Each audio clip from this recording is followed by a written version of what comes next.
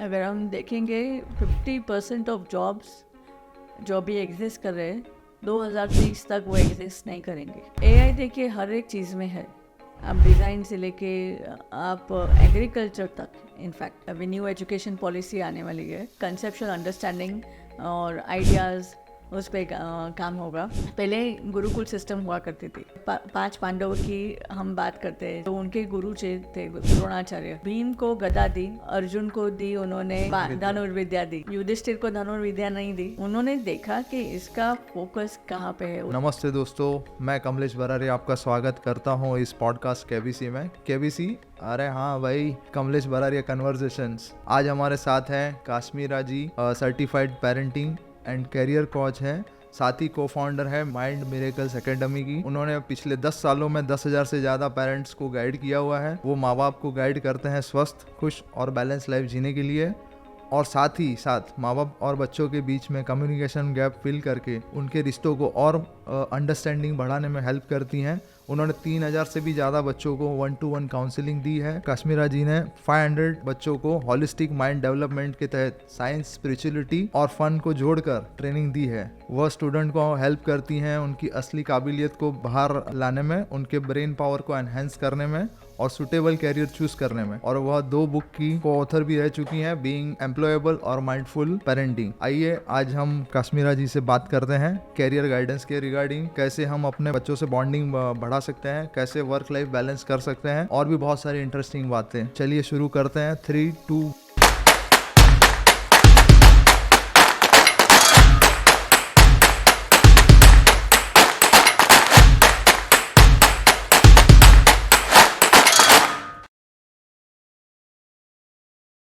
Welcome Kashmira जी, कैसी हैं आप? Thank you so much, Kamlesh Baraya ji, and I am grateful and it's my pleasure to be on Kamlesh Baraya Conversations. Ready to go? Okay, तो कुछ आपके background के बारे में बात करेंगे। आपने क्या सर्टिफिकेशन किए हैं और ये ब्रेन मैपिंग और ये जर्नी कैसे स्टार्ट हुई? मुझे पता है तब तक आप होम मेकर थी शायद, 15 ईयर्स।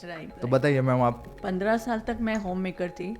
उस दरमियान मेरे 2 बच्चे बढ़ा रही थी और by that time I was feeling that कुछ अपने लिए भी करना चाहिए।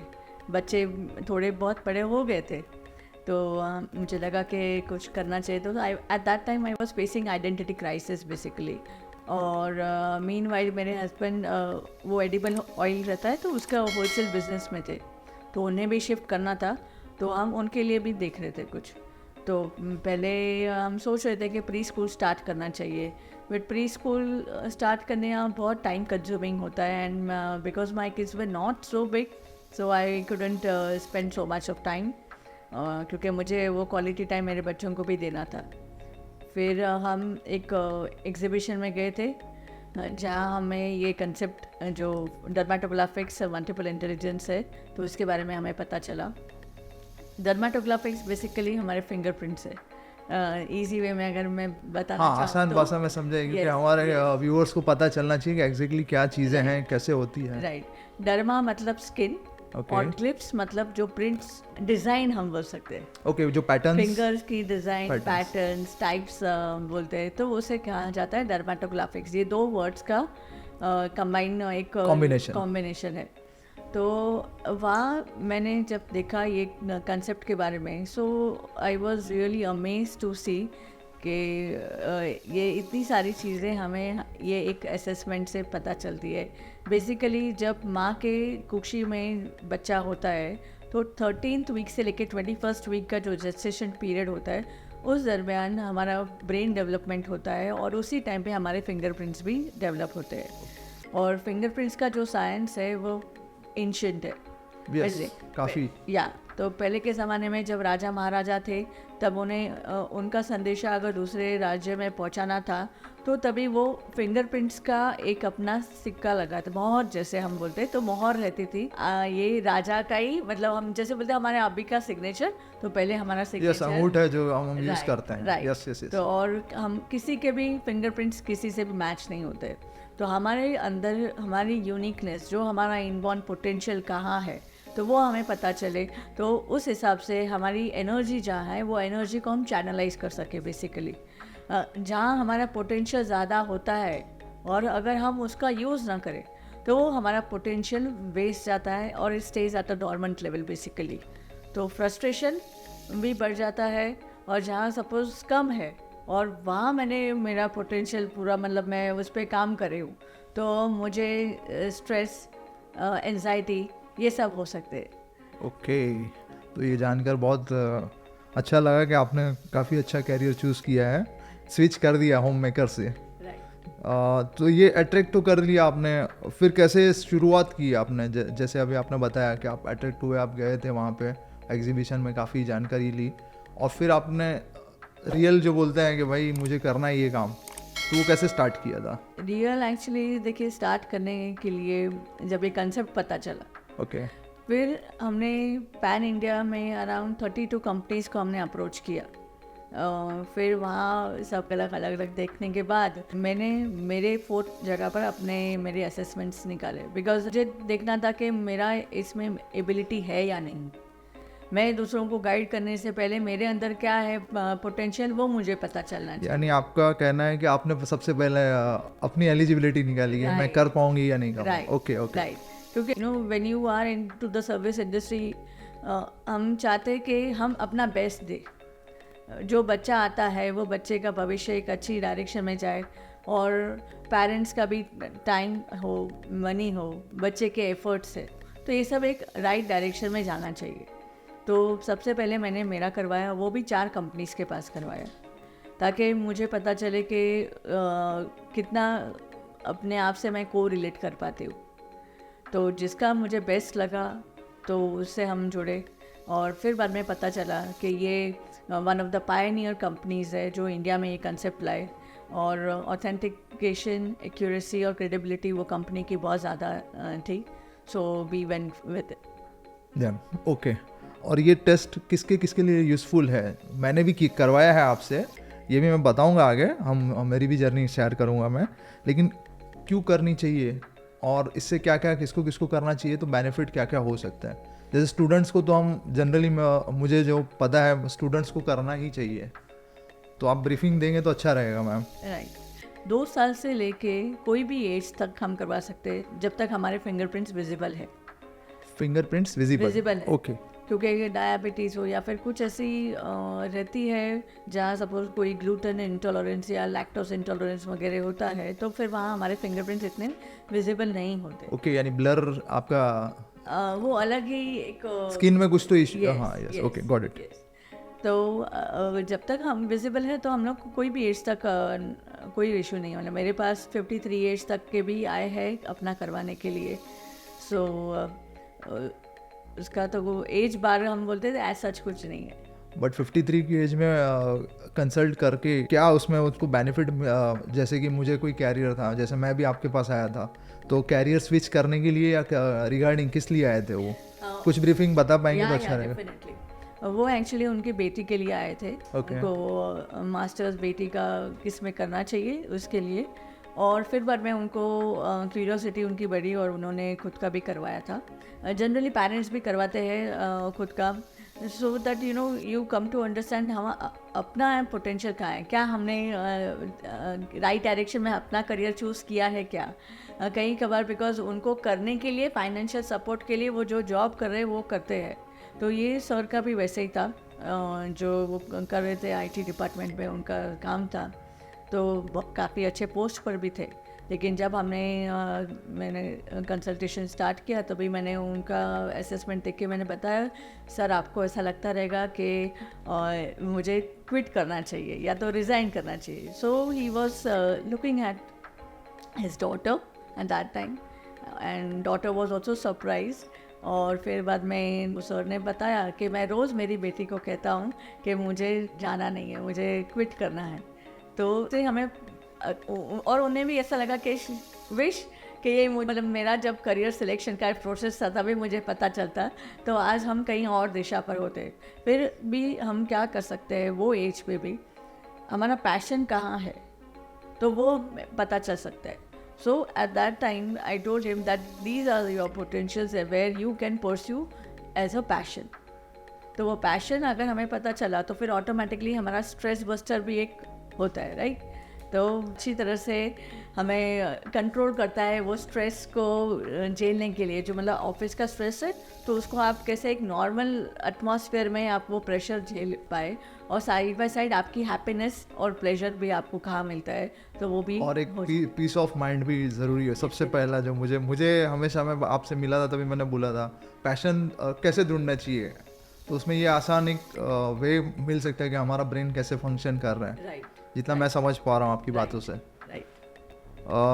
और इसमें और कुछ एक्सपीरियंसेस जो फीडबैक या कुछ आप बताना चाहेंगे? एक्सपीरियंसेस तो काफ़ी अच्छे रहे हैं, और फीडबैक अगर मैं आपको कहूँ तो एक मेरे क्लाइंट एक थे सिंगापुर के, तो उनकी 7-8 साल की बेटी थी। तो जब उसका हमने असेसमेंट किया तो फिर मैंने उनको बताया कि आपकी बेटी शायद लिखने में थोड़ी कमज़ोर है, और हो सकता है कि उसके पेपर्स या फिर नोट्स इनकम्प्लीट रहे। तो मम्मी ने बताया कि ये मुझे लग रहा था कि मेरी बेटी जानबूझकर ऐसा मुझे नाटक कर रही है क्या, या ड्रामा कर रही है, इन द सेंस कि ये कुछ बहाना बना रही है कि नहीं मुझे लिखने में कंटाला आ रहा है, वो है रीज़न। आज आपने बताया तो फिर मुझे क्लियर आइडिया पता चली। तो ये कैसे एक कम्युनिकेशन का जो हमारा डिस्टेंस होता है, तो वो डिस्टेंस भी हमें कम करता है। तो बाद में मैंने उनको रेमेडीज़ बताई कि कौन सी रेमेडीज़ आपको करनी चाहिए, सो that you can overcome this limitation. और फिर एक लड़की थी, उसकी शादी होने वाली थी, तो वो उसके फियांसे के साथ आई थी।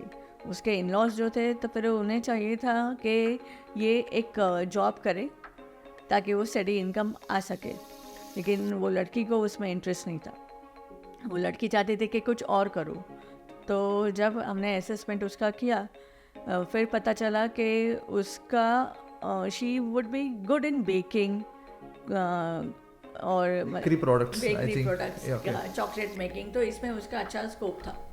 तो मैंने जब उससे सजेस्ट किया तो फिर उसने बोला कि मैंने ये किया भी है और मैं घर पे भी करती हूँ, and I love doing this, so I said that you should start doing this. तो बाद में लॉकडाउन के बाद मैंने उसको कॉल किया, मतलब कैसा, मतलब क्या चल रहा है लॉकडाउन के अभी? बाद, हाँ, ओके। बहुत साल हो गए, अभी बात हुई नहीं है। तो वो बोली आज मैंने अपना मतलब केक शॉप भी खोला है, and I am getting a good response, so I was very glad to hear this. और उसके बहुत सारे हम पेरेंट्स का बोलो, बच्चों के बोलो, मतलब या फिर जो प्रोफेशनल्स होते हैं, मिड एज करियर क्राइसिस से जो गुजरते हैं, तो फिर वैसे बहुत एज, मतलब एक बोले जाऊंगी तो मतलब शाम हो जाएगी। यस, बट क्या होता है, stories का तो- एक्सपीरियंस से ही पता चलता है कि किसको क्या ज़रूरत है। कभी कभी हम लाइफ में कुछ चीज़ें सामने पड़ी होती है और हम नहीं देख पाते हैं। जैसे मैं आपके पास आया था मिलने के लिए, मेरे किड्स के लिए आया था, और हमारी बात हुई तो मैंने बोला मैं खुद ही क्यूरियस हो गया कि मुझे भी करना है। तो आपने बताया आप भी कर रही है, और मुझे यूट्यूब चालू करना था 5-6 साल से, तो उसकी जो क्या बोलते हैं दुविधा में था, तो उसका भी मुझे क्लियरिटी आपके पास से मिला कि आप गो फॉर ऑल, जैसे कि अपना बात हुआ था। तो ये रेमेडीज़ क्या होती है, जो मुझे वो थोड़ा सा ब्रीफिंग बताएंगे तो अच्छा रहेगा। मैम रेमेडीज़ देखिए, हमारे 10 फिंगर्स है और 10 इंटेलेक्ट्स है। तो जहाँ हमारे लिमिटेशंस है, मतलब जो रेशाएँ होती है जो फिंगर में, तो रेशाएँ जहाँ कम है तो वहाँ पे हमें देखिए वैसे हम डेवलप नहीं कर सकते, हमारे फिंगरप्रिंट्स में तो नहीं करते, लेकिन जो अक्वायर्ड इंटेलिजेंस है, वो अक्वायर्ड इंटेलिजेंस को हम डेवलप डेफिनेटली कर सकते हैं। जो अगर हम स्कूल की बात करते हैं तो वो बच्चे का सपोज मैथमेटिक्स अच्छा नहीं है, लेकिन 10th तक तो उसे मैथमेटिक्स करना ही पड़ेगा, ठीक है? तो वो मैथमेटिक्स कौन से वे से वो पढ़ाई करे तो उसे ईजी लगेगा। वे ऑफ जैसे बोला स्टडी, वे ऑफ स्टडी या वे ऑफ लर्निंग बोल पाएंगे हम। दूसरे कहाँ पे उसके इंटेलिजेंस सपोर्ट करते हैं, यानी लैक ऑफ कहाँ पे क्या ध्यान नहीं दे रहा है या ध्यान में नहीं आ रहा है। जैसे आपने बताया सिंगापुर वाली लड़की का, वो जानबूझ के नहीं कर रही थी, लेकिन उनके पेरेंट्स को लग रहा था। Right, okay. तो वैसे ही मतलब अभी एक इंटेलिजेंस सपोर्ट नहीं कर रहा है तो दूसरे हमारे कहाँ इंटेलिजेंस हमें सपोर्ट कर रहे हैं, तो उसकी हेल्प लेकर हम उसको जो लिमिटेशन है उसको हम बिल्ड कर सकते हैं। Yes, got it. तो इसमें रेमेडीज में यानी एक्सरसाइजेज होती हैं या फिर क्या होता है एग्जैक्टली, या योगा या ऐसा कुछ?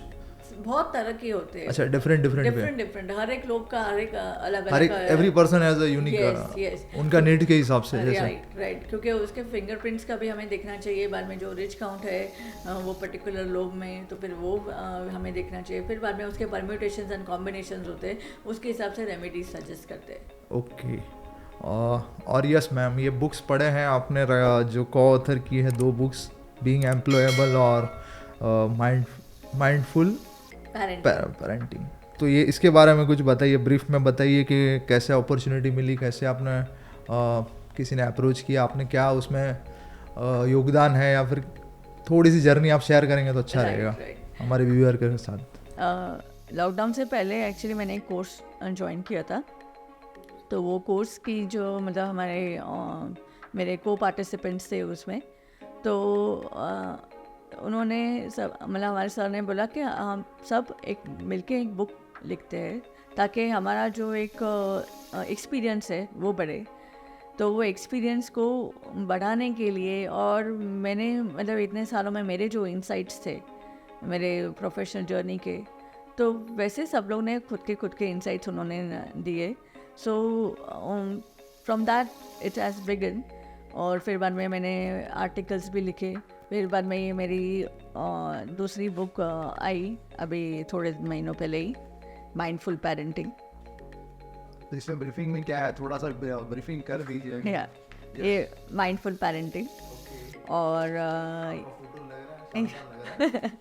Thank you. और यहाँ पे बीइंग एम्प्लॉयबल है, तो इसमें भी खुद का फोटो देखने के लिए अच्छा लगता है। अच्छा लगता है, लेकिन क्या जर्नी आपने जर्नी आप राइट। देखिए, माइंडफुल पेरेंटिंग में मेरा जो नीश है बेसिकली वो करियर काउंसलिंग है।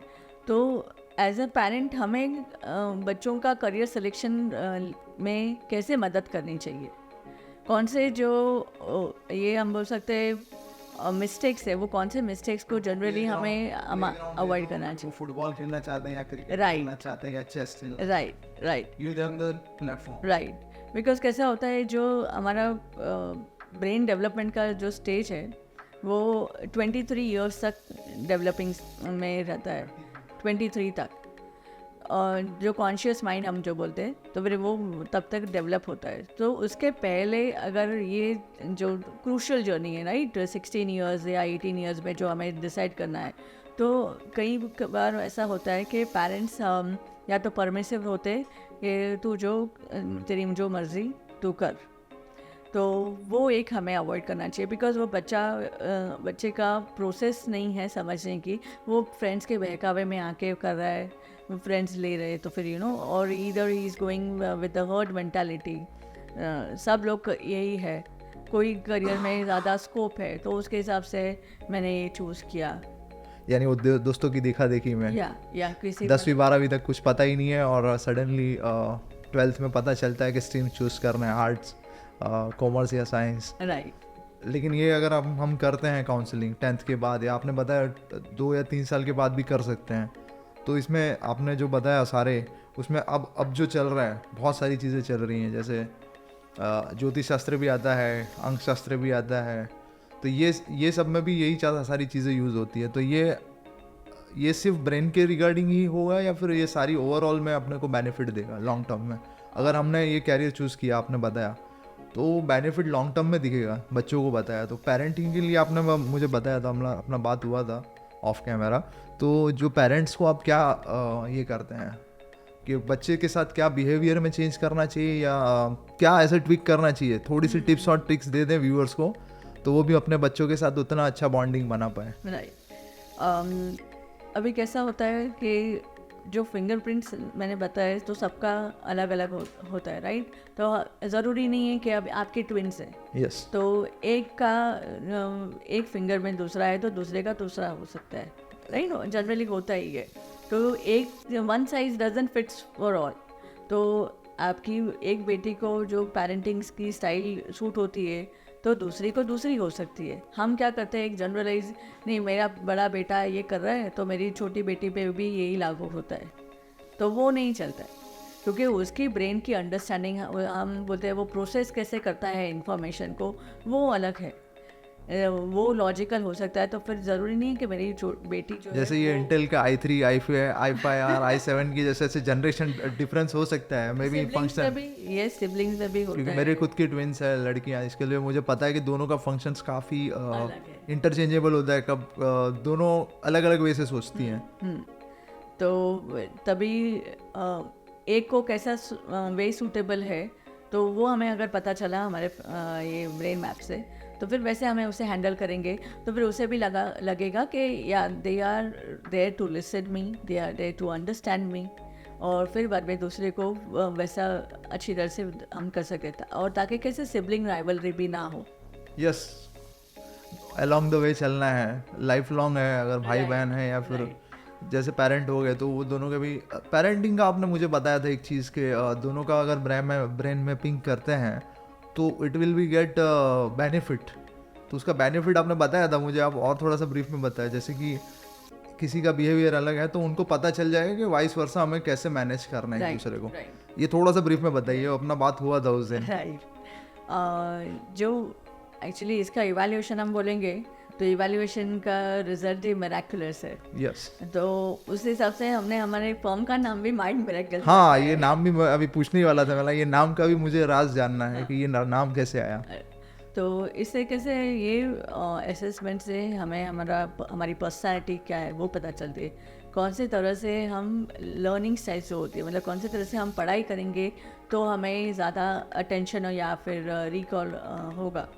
और फिर कम्युनिकेशन का जो सोर्स है, अभी कोई ऑडिटरी लर्नर होता है, कोई विजुअल लर्नर होता है, कोई काइनेस्थेटिक लर्नर होता है, तो फिर वो मेरा वो मतलब पेरेंट्स हो या फिर मेरा जो पार्टनर हो, तो कौन सी तरह से मुझे बोलेगा तो मुझे अच्छा लगेगा।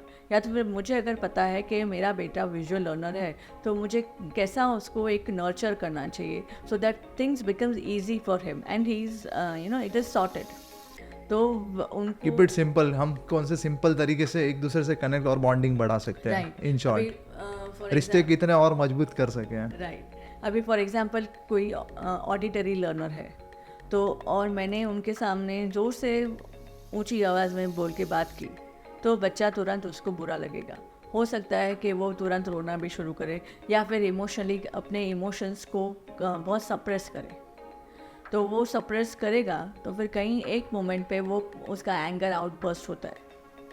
तो वो ना करने के बजाय हम कौन से ऐसे हम बोलते हैं ना, एक जो दूसरे इंटेलिजेंस वे ऑफ कम्युनिकेशन, तो वो हमें देखना चाहिए। एक तो पहले हमें ध्यान से एकदम शांति से वही बात बोलो, लेकिन वो तरीका जो है वो तरीके अलग अलग तरीके से, हर बंदा अलग तरीके से चलता है। यस यस, कोई लॉजिकल होता है, कोई इमोशनल होता है, किसी का विजुअल, किसी को सरप्राइजेस अच्छे लगते हैं तो किसी को नहीं अच्छे लगते, तो वो अलग अलग वेज होते हैं। तो फिर वो एक क्लियर आइडिया हमें हमारे फिंगरप्रिंट्स से पता चलती है। तो इसमें ये जीवन साथी ढूंढने में भी मदद कर सकता है कि हमें कैसा जीवन साथी ढूंढना चाहिए, मैं जितना समझ पा रहा हूँ। हाँ, कंपैबिलिटी में भी यूज़फुल होता है। आपको कौन से एक्स्ट्रा करिकुलर एक्टिविटीज़ वो बच्चे को करनी चाहिए, स्पोर्ट्स में भी एथलीट्स बनना चाहिए या स्विमर होना चाहिए, क्रिकेट में जाना चाहिए या बास्केटबॉल में। तो पर्टिकुलर एक हर एक चीज़ में डिटेलिंग में हम जाएंगे। वैसे जैसे काउंसलिंग करने के टाइम पे 1-to-1 आपने बताया, फिर उसी हिसाब से करियर कौन सा लेना चाहिए। अभी कैसे एक करियर ही हम लेंगे तो फिर वो भी अच्छा नहीं है। At least plan A, plan B, plan C, 3 career का चॉइसेस हमारा होना चाहिए। और साथ में दो एटलीस्ट हमारा एक होना चाहिए, एक जो प्रोफेशन और एक पैशन, ये दो हमारा पता चला तो फिर वो हमें परस्यू करना चाहिए। तो ये भी इससे पता चलेगा। और इसमें अभी मेरा तो एज 42 है और मैंने अभी जस्ट आपसे करवाया जो ब्रेन मैपिंग है, तो मुझे तो काफ़ी चौंकाने वाले रिजल्ट्स मिले थे। क्योंकि मुझे बहुत सालों से ये 6 या 7 सालों से मुझे यूट्यूब करना था। जैसे हम बैठे थे काउंसलिंग करने तो काफ़ी ब्रीफिंग में भी बात किया था, तो बहुत सारी चीज़ें मुझे पता थी, ऐसा लग रहा था, बट शायद मैं परस्यू नहीं कर पाया या फिर एंटरप्रेन्योरशिप में चला गया। इसमें एंटरप्रेन्योरशिप को क्या हेल्प मिल सकती है डिसीजन मेकिंग में, या फिर आपका क्या, अगर कोई बिज़नेस वाला आके करवा रहा है स्पेसिफिकली बिज़नेस के लिए कि मैं कौन सी चीज़ में अगर मेरे को बिज़नेस स्विच करना है तो इसमें बेनिफिट्स मिल सकते हैं क्या? डेफिनेटली मिलते हैं।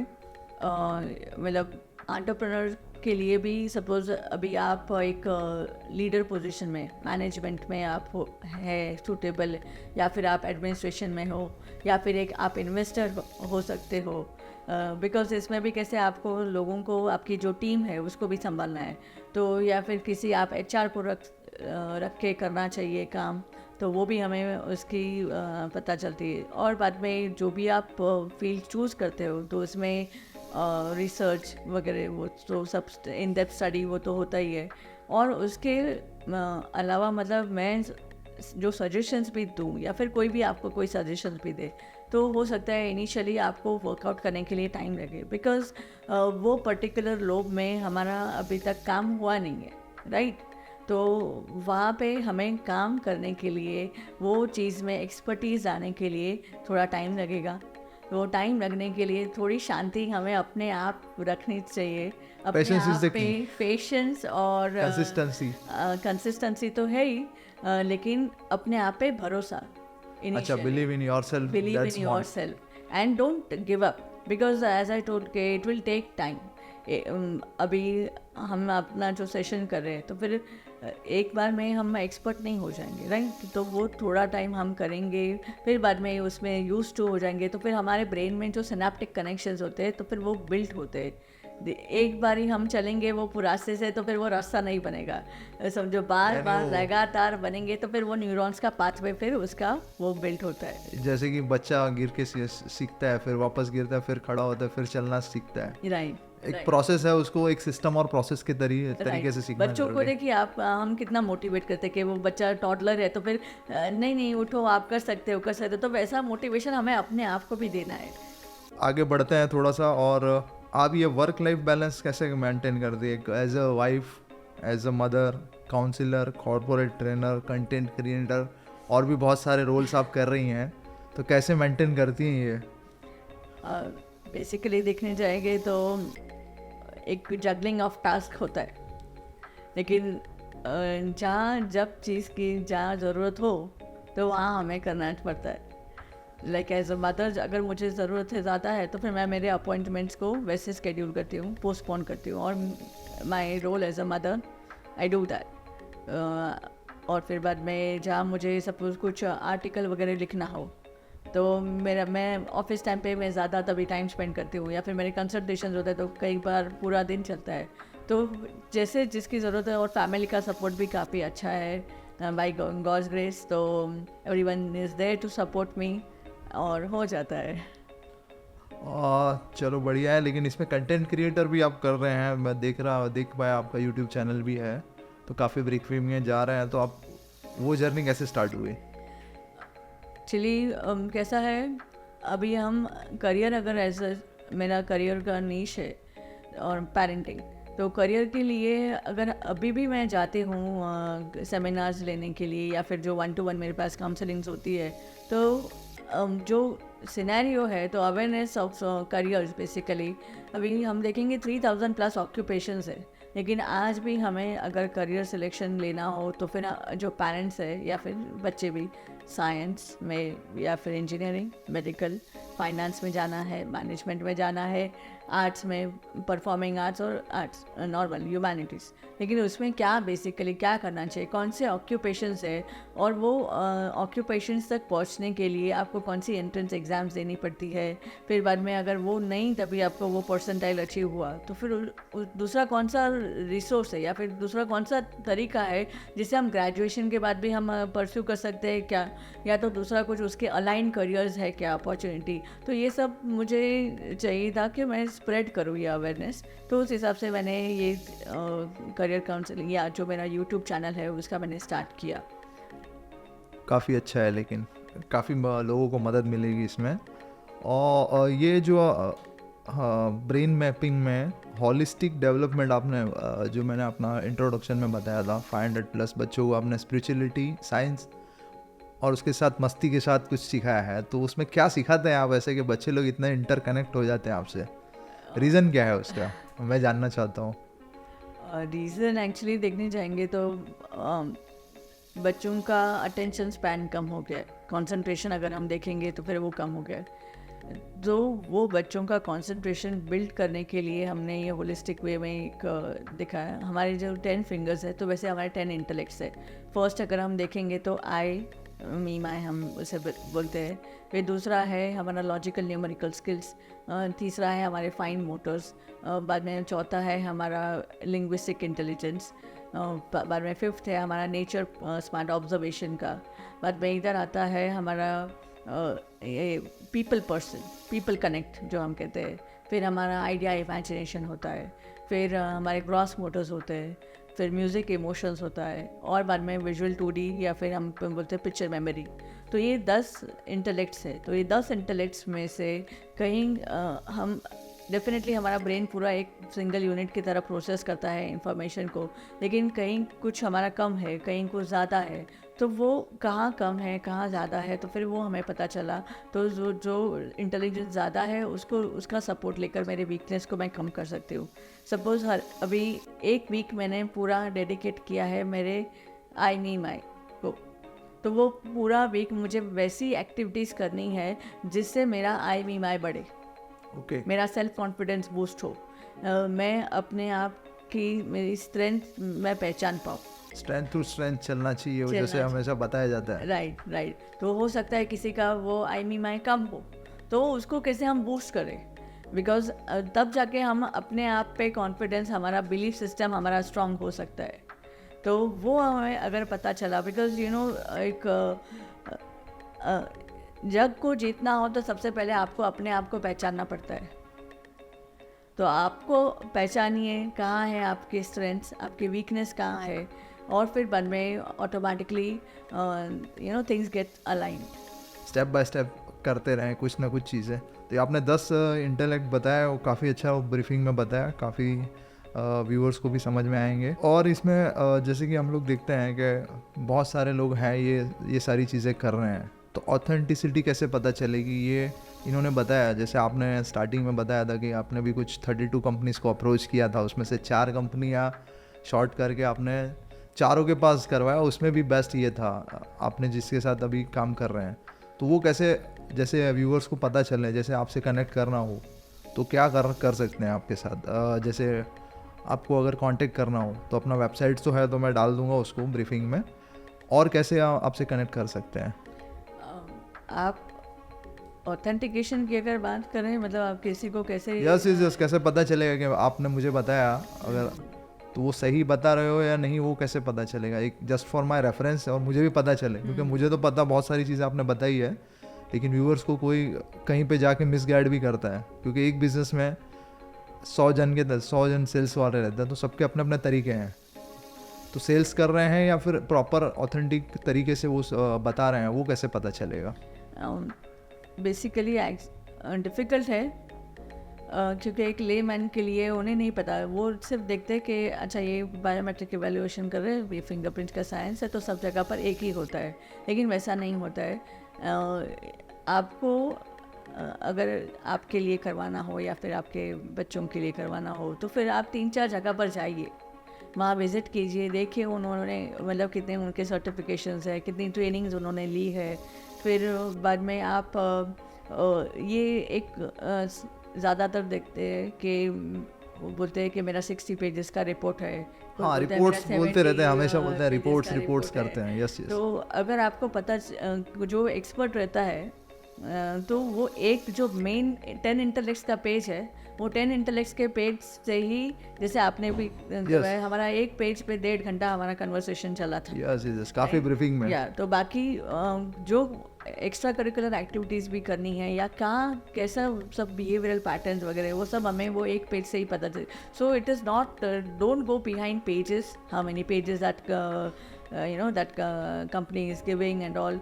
और बाकी आप सीजनल है क्या कोई, क्योंकि जैसे अभी मार्च अप्रैल आएगा तो फिर बाद में करियर की सीज़न स्टार्ट होती है, तो काफ़ी सारे करियर काउंसलर्स जैन में आप देखोगे तो फिर वो बूस्ट वगैरह होते हैं। यस और फुल मार्केटिंग के साथ आ जाते हैं मार्केट में। राइट। तो वो जेन्युइन काउंसलर्स आपको कम मिलते हैं इसमें, जो मार्केटर्स जो ये तो ऐसा एस्ट्रोलॉजर जैसा हो गया है, गली गली में एस्ट्रोलॉजर है, लेकिन किसके ऊपर आप भरोसा करेंगे वो आपको ढूंढना ही पड़ेगा। राइट।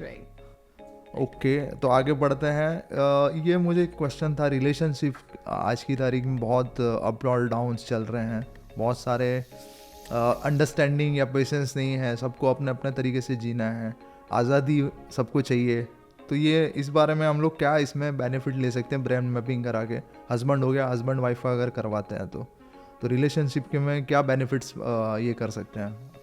क्या बोलते हैं उसको, स्मूथ हम कर सकते हैं? पहले आपको पता रहेगा तो हम कुंडली मिलाते थे, यस। राइट? तो ये कुंडली मिलाना वही ग्रह का वगैरह वैसे वो हमारे यहाँ पे हम लोग फिंगरप्रिंट्स मैच करते हैं। ओके। कैसे? मतलब अभी सपोज उनकी पर्सनालिटी एक डोमिनेंट पर्सनालिटी है, तो अगर दो डोमिनेंट है, दोनों भी डोमिनेंट है, तो फिर ज़्यादा चांसेस है क्लैश होने के। वो बोलेगा मैं जैसा बोलता हूँ वैसा करो, ये बोलेगी मैं जैसा बोलती हूँ वैसे करो। तो अगर आप कुछ see you are in love, right, you are in a relationship already, और आपको शादी करनी है या फिर आपकी शादी हो गई है और आपका जम नहीं रहा है, तो फिर मुझे सपोज किसी को गाइड करना है कि देखिए आपका भी डोमिनेंट नेचर है और इनका भी डोमिनेंट नेचर है, आप एक दूसरे को संभाल के चलिए।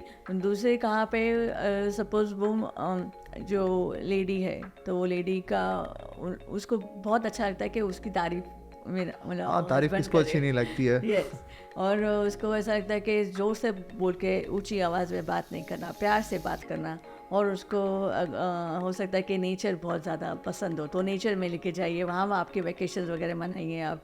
तो वैसे आप क्वालिटी टाइम कहाँ स्पेंड कर सकते हो, तो इस तरह से हम उसे बता सकते हैं। दूसरा, अगर देखिए सिक्के की दो पहलू है, हमारे प्लस होते हैं तो दूसरे के माइनस होते हैं, दूसरे के प्लस होते हैं तो हमारे माइनस होते हैं। तो ये दोनों को साथ में चल के कैसे हम हमारी गाड़ी स्मूथ कर सके, बिकॉज पेशेंस का लेवल अगर हम देखेंगे तो पेशेंस का लेवल आजकल सब में कम है, पेरेंट्स हो या बच्चे हो या फिर जो यंगस्टर्स है, सबका पेशेंस का level instant gratification. Instant gratification, 2 minute में नूडल्स बनना चाहिए तो 2 मिनट में शॉर्टकट में पैसा मिलना चाहिए ना। और इसकी सबसे ये शॉर्टकट मनी का मुझे एक किस्सा है, मुझे याद आ रहा है। मेरे पास 2 साल पहले एक आया था माँ और बेटा।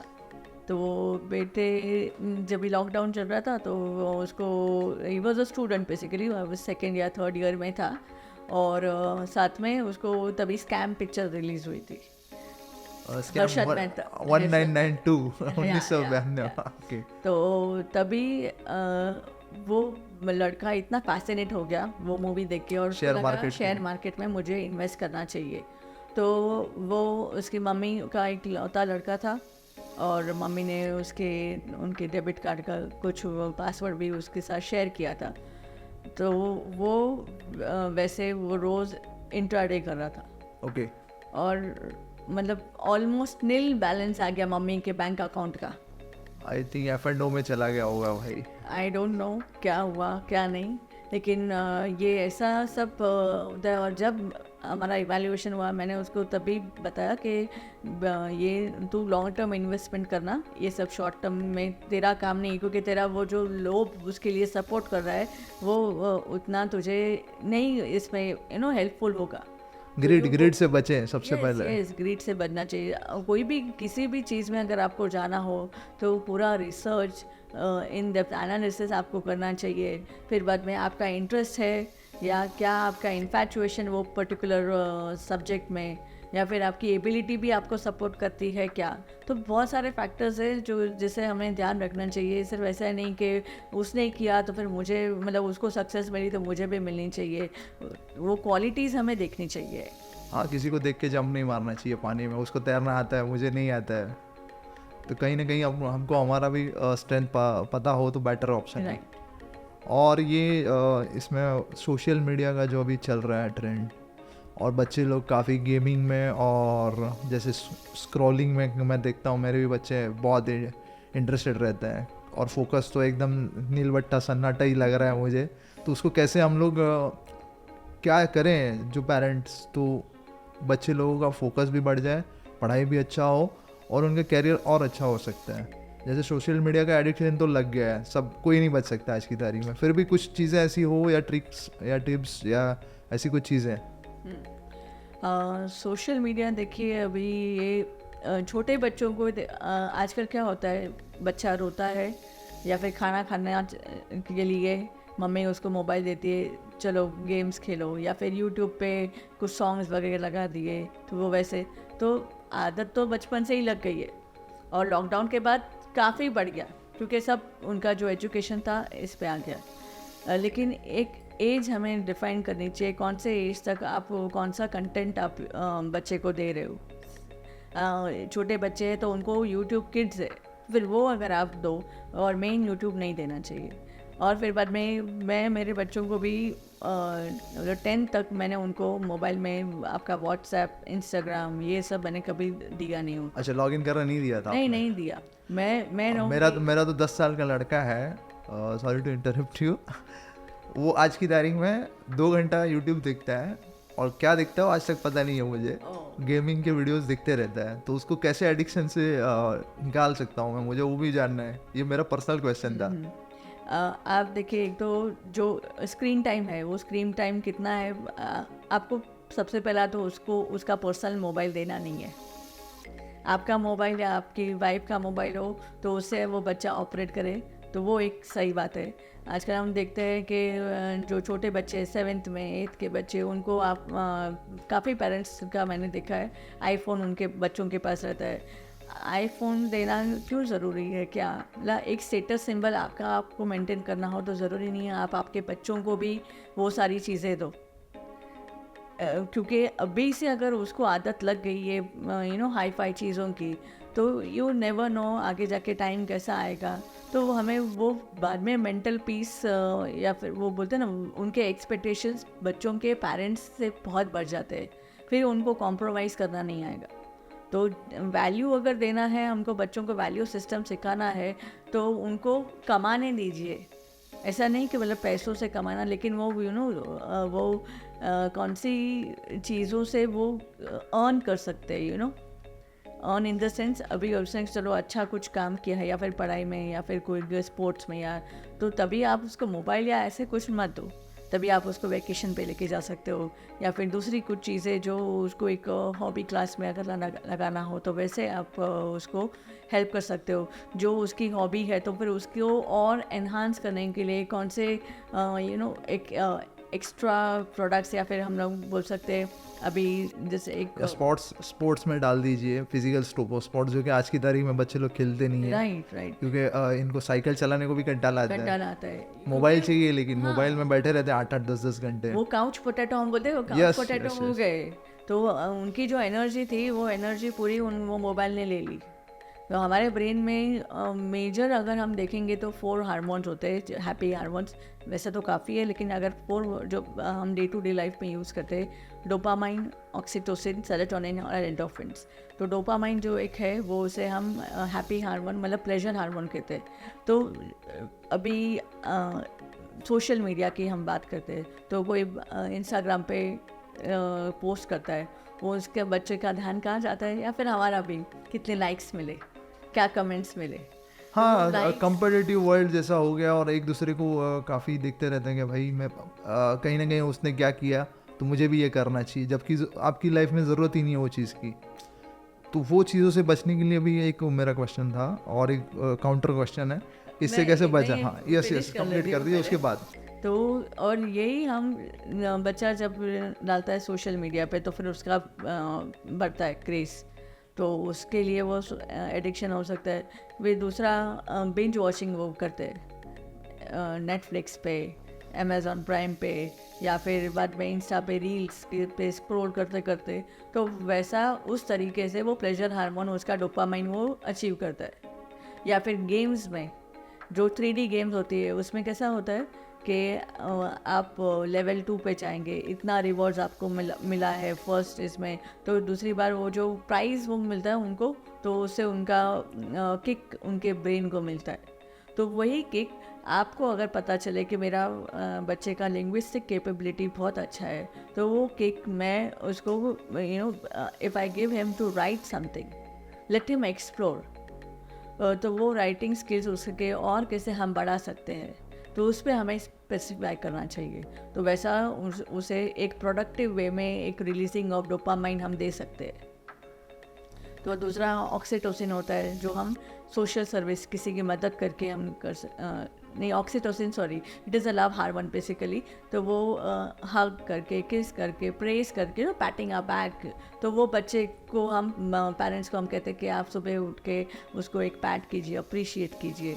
तो वो अप्रिसिएशन से भी हमारा डोपामाइन इंक्रीज़ होगा। और oxytocin, hug your child at least thrice a day, तो वैसा बिल्ट होता है। फिर बाद में आता है सेरोटोनिन, वो एक सोशल सर्विस के लिए हम यूज़ करते हैं। तो दूसरों की मदद करना, हफ्ते में एक बार आप कुछ चांस मिलता है तो स्ट्रे डॉग्स को या फिर एनिमल्स है उनको खिला सकते हो, या फिर किसी को पढ़ाई करवा सकते हो, या तो NGOs में या ऑर्फनेज कहीं पे भी जाके आप कुछ सेवा कर सकते हो, तो वैसा आप कर सकते हो।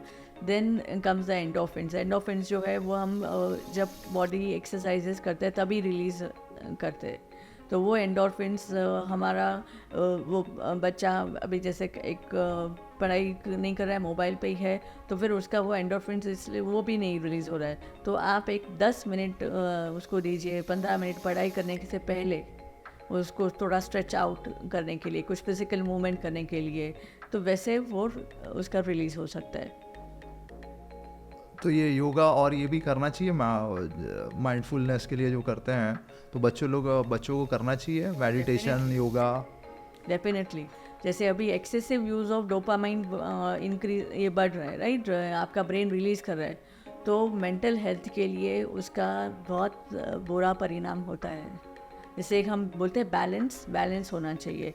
एक्सेस कोई भी चीज़ का हम करते हैं कंज्यूम, तो फिर वो बुरी बात है, तो आपके मेंटल हेल्थ पे उसका डेफिनेटली परिणाम आएगा। तो फिर मेंटल हेल्थ को बचने के लिए हमें मेडिटेशन है, प्राणायाम है, तो वो सब हम करेंगे।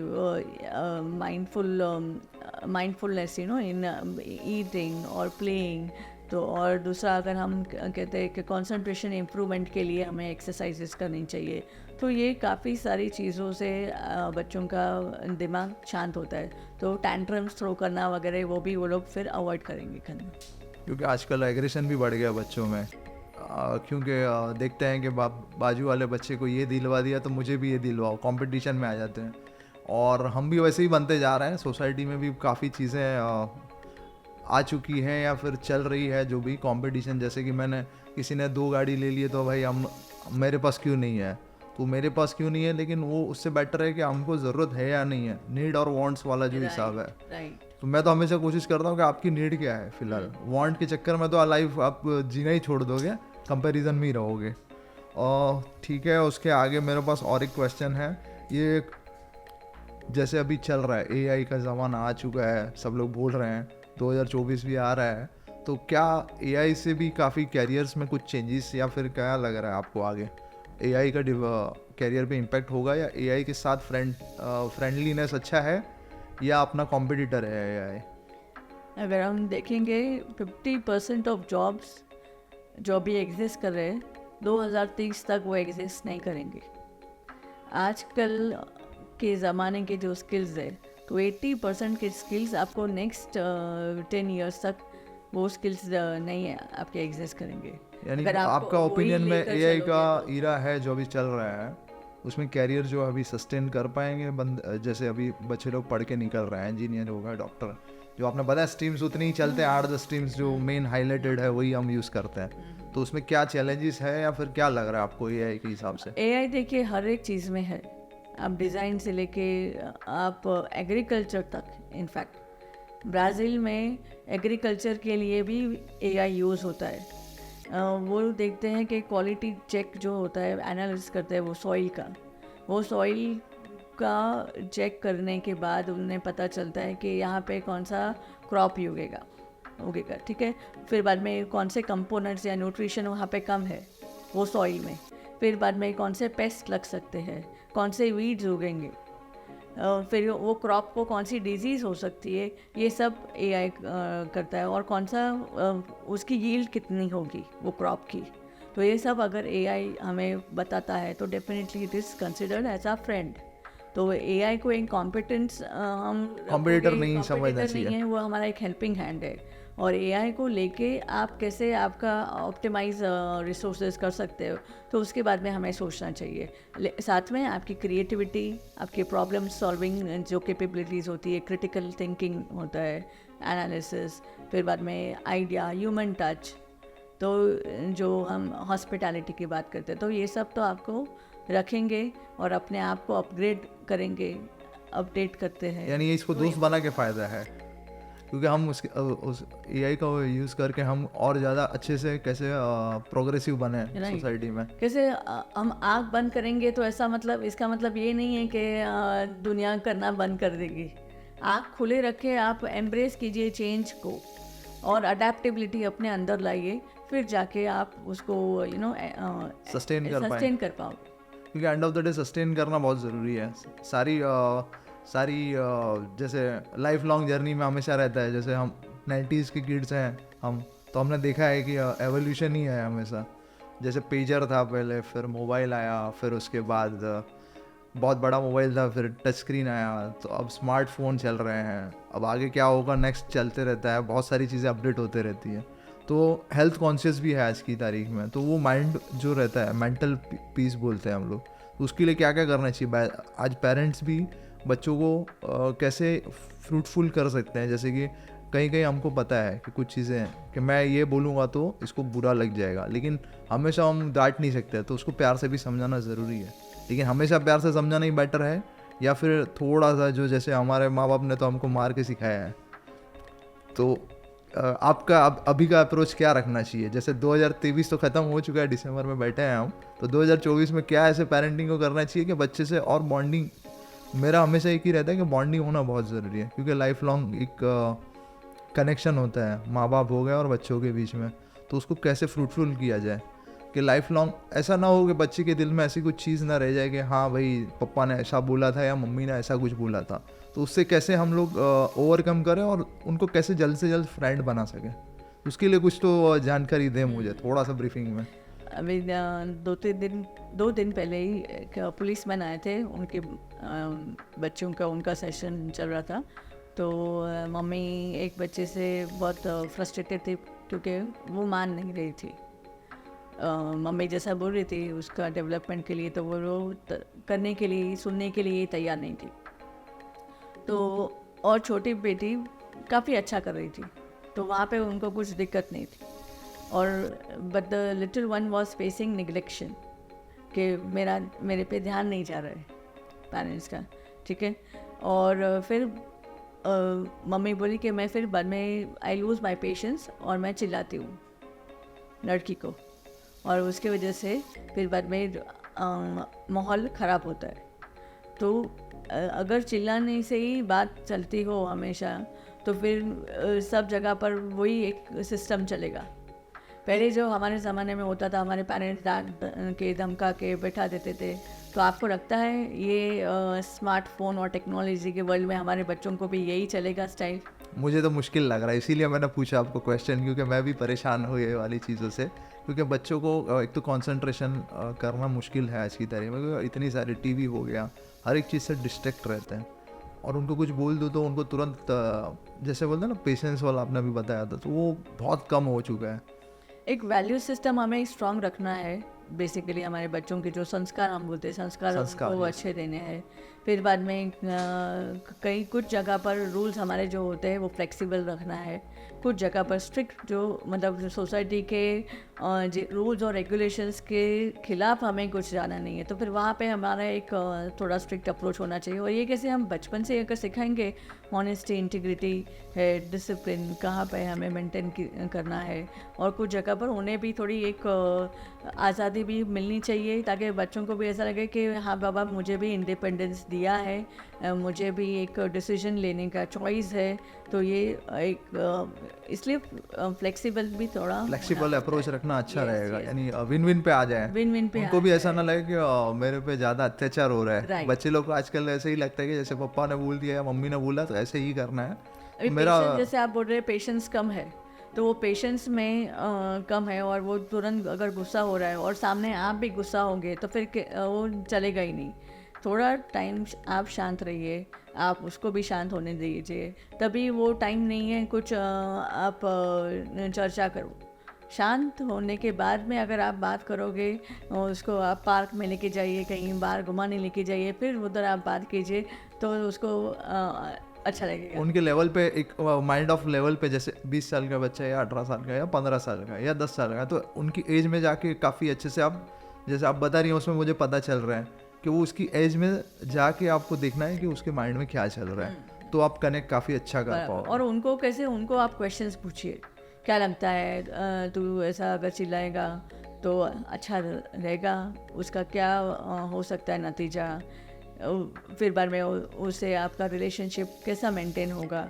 तो जितना आप बच्चों को क्वेश्चंस पूछोगे उतना उनको भी एक उनका ये हम बोलते हैं ना प्रॉब्लम सॉल्विंग एबिलिटीज़ हो, तो वो एक अच्छी तरह से वो खुद भी एनालाइज कर सकते हैं, और वो लोग भी एक उसका कॉन्सिक्वेंस क्या होगा, ये किया तो क्या उसका हो सके। तो एक फ्यूचरिस्टिक अप्रोच भी हम एक बिल्ड करते हैं, और फिर बाद में वो बच्चे को भी ऐसा लगता है कि चलो मुझे दिया है चांस, मुझे मेरे डिसीजन, हाँ, उसको चूज करने का चांस मिलना चाहिए। जैसे बोलते हैं इम्पोज ना करने के बजाय आपको, आप इम्पोज करोगे तो वो लॉन्ग टर्म सस्टेनेबिलिटी उसकी नहीं रहेगी।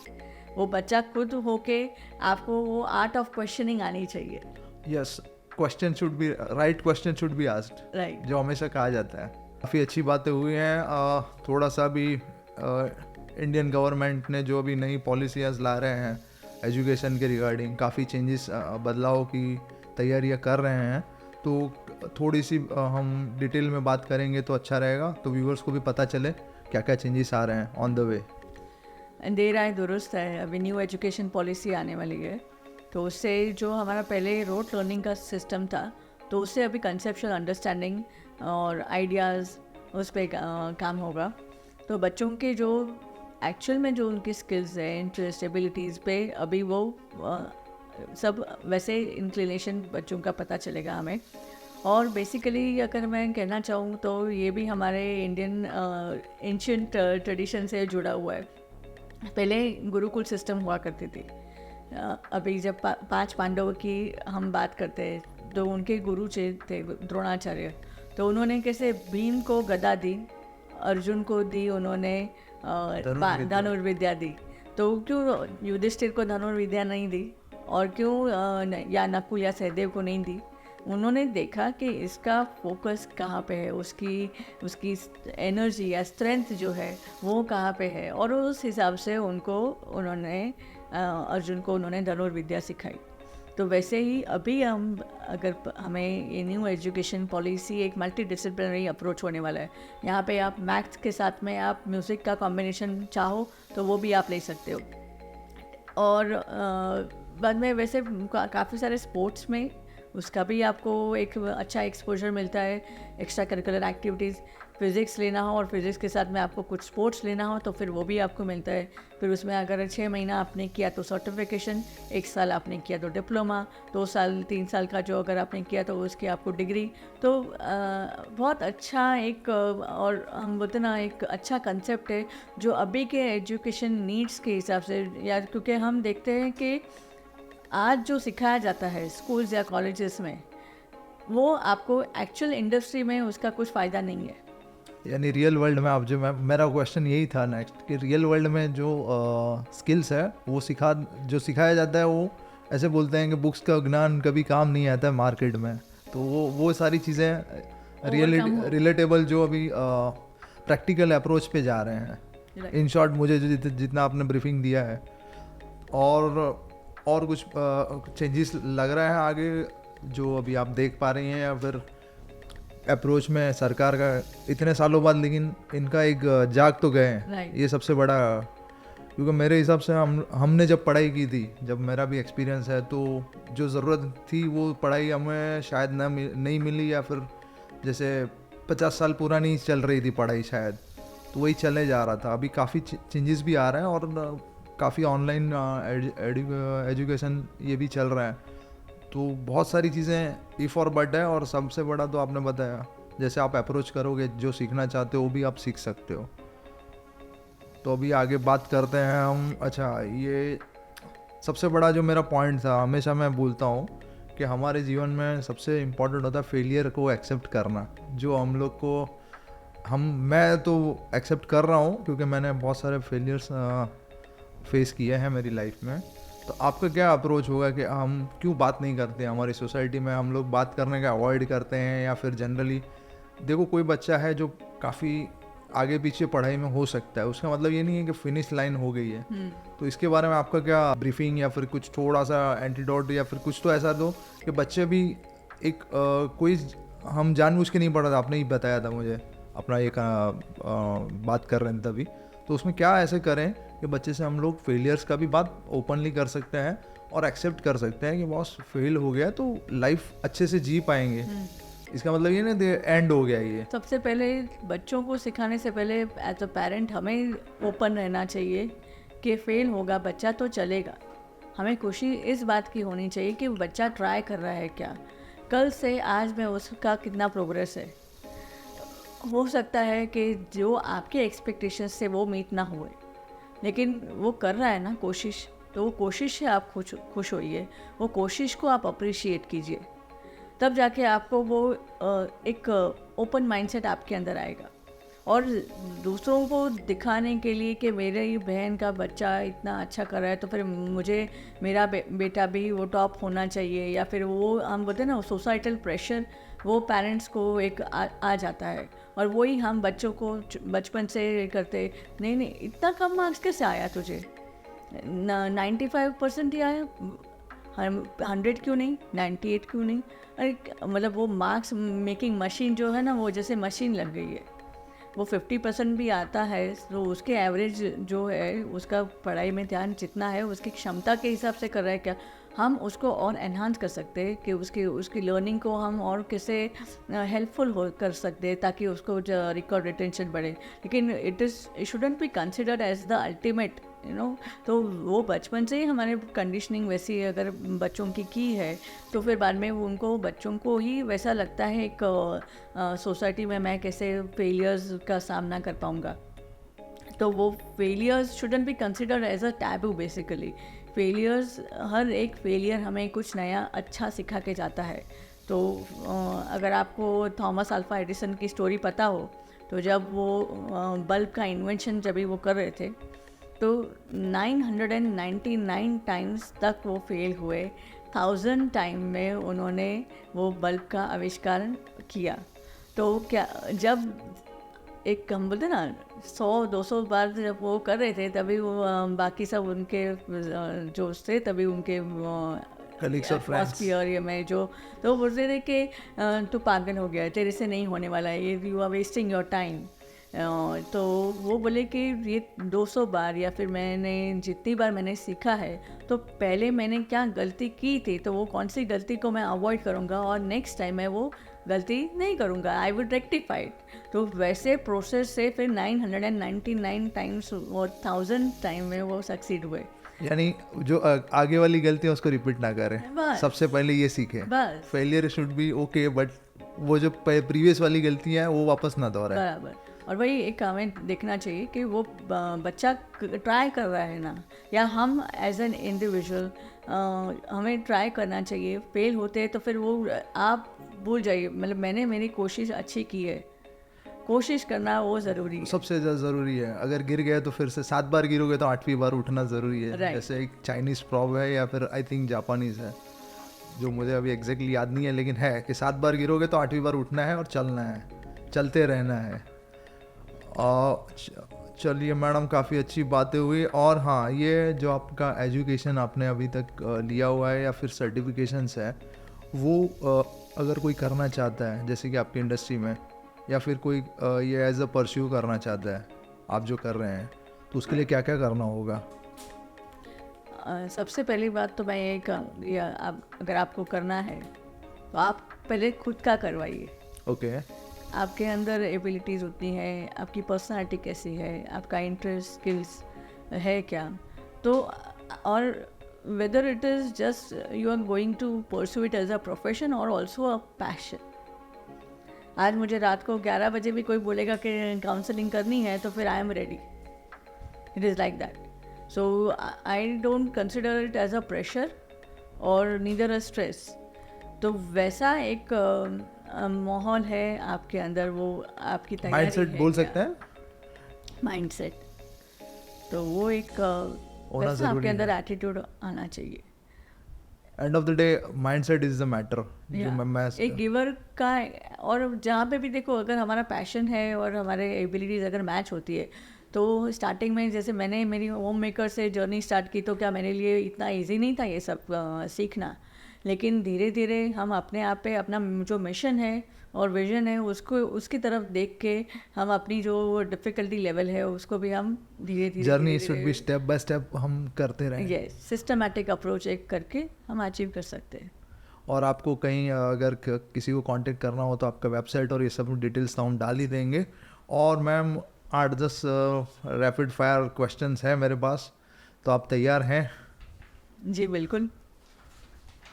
तो स्टार्ट करते हैं। पहला, मॉर्निंग पर्सन या night oil? Night owl. Okay. आपकी favourite book? You can win. आपका फेवरेट सॉन्ग या मूवी? DDLJ का है तुझे देखा तो ये जाना सना। अच्छा, दोनों। Okay, very good. आपका सबसे बड़ा फियर क्या है? फियर ऑफ ये वाटर एक्चुअली, मतलब स्विमिंग का जो एक है, बाकी तो इट्स ओके। मनी या पावर? बोथ। नहीं नहीं, एक बोलना है मुझे। नहीं वैसे ये दोनों ही है। हार्ड वर्क या luck? Smart work. Pav bhaji और पिज़्ज़ा? पिज़्ज़ा। शॉपिंग ऑनलाइन या ऑफलाइन? ऑफलाइन। माउंटेन पर्सन या beach person? Always beach. More time और more money? Time. Social media addicted और digital detox? Digital detox. Thank you ma'am, आपसे इतनी सारी जानकारी हमने सीखी आज। बहुत ही आपने समय दिया हमसे मिलने के लिए और काफ़ी टाइम भी दिया है, तो धन्यवाद करना चाहूँगा। आपका कैसा रहा अनुभव मेरे साथ पॉडकास्ट करके? आप कुछ बताना चाहेंगी तो शेयर करना चाहेंगी तो अच्छा रहेगा। बहुत ही अच्छा रहा। इनफैक्ट मैं आज आपके शो में आके इतनी खुश हुई हूँ। मतलब ये आप जब सक्सेस स्टोरीज़ की बात करें तो मुझे ऐसा लग रहा है कि मैंने आपको जो गाइड दिया और आपने वो इम्प्लीमेंट किया, तो ये मेरे लिए बहुत अच्छी बात है कि you know, and I consider it as a blessing basically, कि हम पता ना कहीं कहाँ से कुछ आए हमें पता नहीं चलता है, लेकिन बस हम एक मीडियम है गॉड जो हमें वो देता है सबको एक purpose of life. I am solving my purpose of life I have started my yes that's what yes ma'am. और नेक्स्ट एक पॉडकास्ट करने के लिए मैं रिक्वेस्ट करके जाऊंगा। जैसे इसका मुझे जो सबसे ज़्यादा इंटरेस्टिंग जो अभी माहौल चल रहा है, सबसे ज़्यादा बोलते हैं हम लोग कि आज की तारीख में हेल्प की ज़रूरत है, डिप्रेशन, एंग्जाइटी और स्ट्रेस के बारे में। तो नेक्स्ट एपिसोड के लिए या पॉडकास्ट के लिए आपका टाइम लगेगा, तो व्यूअर्स कमेंट्स करेंगे, तो फिर आगे हम लोग कैसे क्या प्लान बनता है वैसे आगे बढ़ेंगे। Thank you very much. my pleasure thank you ma'am.